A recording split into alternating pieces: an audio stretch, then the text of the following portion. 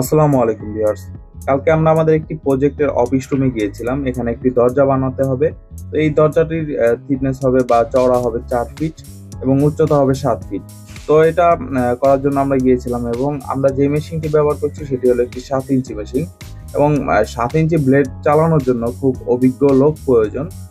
কারণ সবাই এটা সম্ভব হয় না সবার দ্বারা। কারণ মেশিনটার ব্লেড যখন বড় হয়ে যাবে মেশিনটা ওয়েট বেশি এবং যখন এটা বাড়ি দিবে ইনকেস কোনোভাবে যদি বাড়ি দেয় এটা কন্ট্রোল করা খুবই কষ্টকর হয়ে যাবে। এর জন্য মেশিনটা সূক্ষ্মভাবে চালাতে হয়, একদম আহ, আস্তে ধীরে বা নর্মালি যেভাবে চালাতে হয়।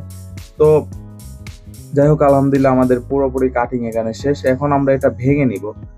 দেখতে পাচ্ছেন আমাদের বাড়ি দিলেই পড়ে যাচ্ছে, খুব একটা প্রেশার লাগছে না, কারণ যেহেতু আমরা কাটিং করে নিচ্ছি, ওই পারে হালকা একটু ছিল, এর কারণে আমাদের খুব তাড়াতাড়ি কাটিংটা হয়ে গেছে। আমাদের কাটিং করতে সর্বোচ্চ সময় লেগেছিল 20 মিনিট বা আধা ঘন্টা।